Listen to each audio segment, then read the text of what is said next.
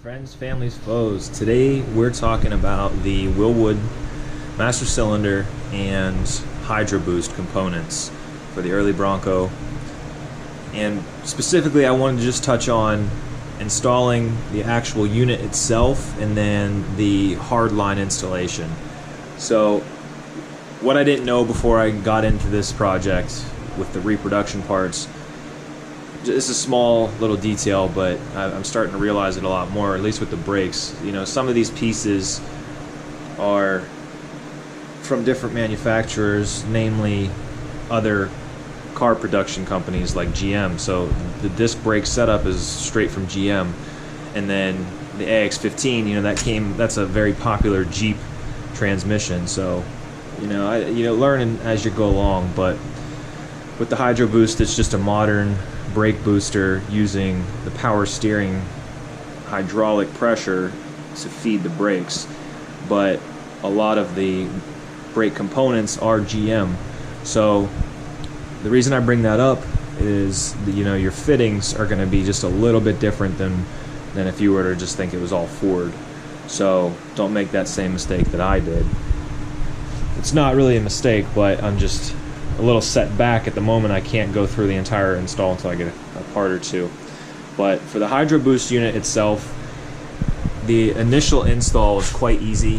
You have to go to the firewall where the master cylinder hooks up, and there's a circle with 2 bolt holes on the side, makes it look like an oblong oval.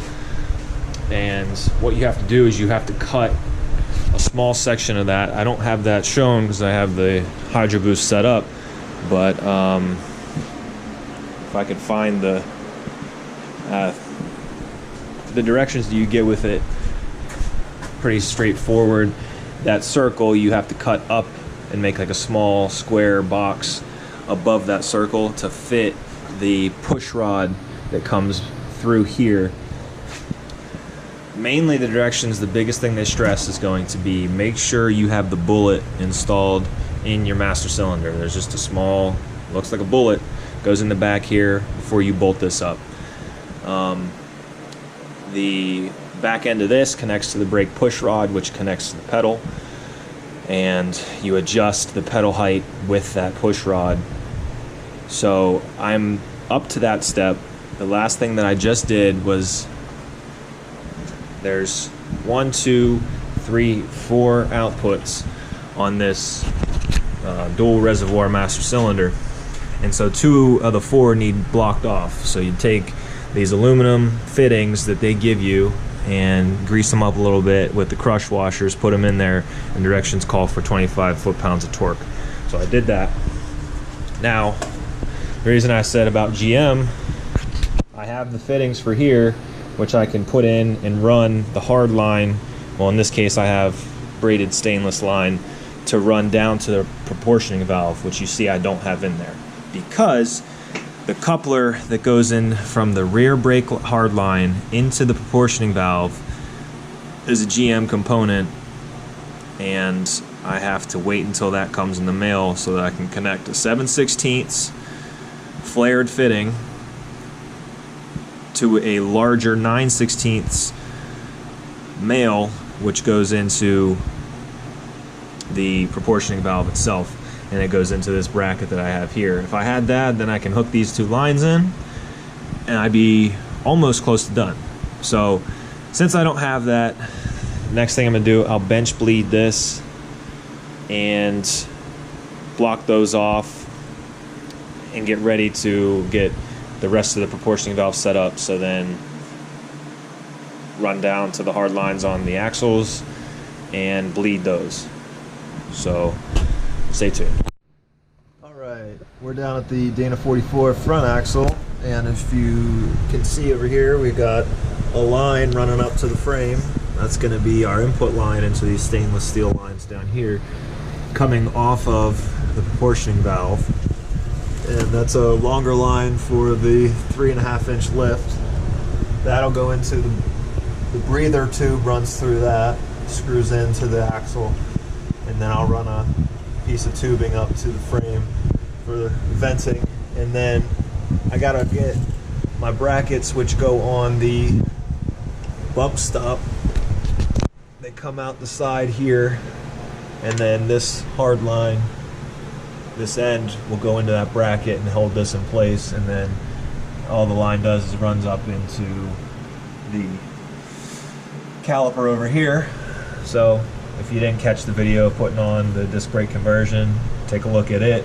It'll get you to this point, and then you just run the lines kind of with the contour of the axle, and then the same thing, bracket comes out here. You run them through the shock and spring to the caliper over there. So I'm gonna have to get these connected once I get the brackets in place and bleed these. And then let's take a look at the back. The back will need some welding. So back here, the hard line runs on the frame rail, and then we have another soft line that comes down, and the same thing, the steel line contours to the axle. But then I'm gonna have to, if you see this tab, I'm gonna have to weld that in place so that I can hold these soft lines that go to the caliper.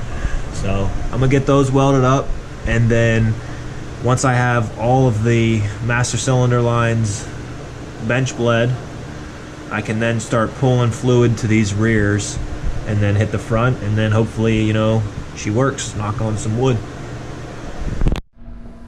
So we put brake fluid in the entire system and then watched it all come crashing to the ground. I didn't realize that there's another, I don't know if I'm going to be able to get it. You can see my finger down here. There's a plug on the front of this proportioning valve that I guess is used for another front brake line. And it's a 3/8 plug that you got to put in there if you're not using anything. I didn't know that, so fluid just was pouring out after we bench bled the master cylinder. But fortunately, we were able to find one, put that in there, seal it up, and now we're going to put fluid in it and bleed the entire system. We just have a little mini vacuum. We're going to pull fluids through the lines and try and get the pedal set up. So let's get that finished and we'll check back.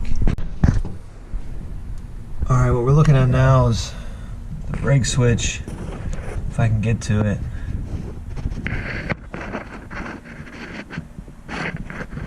You see, it's the plunger style, which is not what these had. I got it for the Hydroboost, and then I had to fab up a bracket just out of flat stock. I bent it and then welded that corner and made it to length so that the plunger, once the pedal's depressed, comes out and then the lights come on. The pedal comes back, lights go off. So that's not specific to these. It came out of a Jeep, but I think it works pretty well, and that should about do it for the brakes.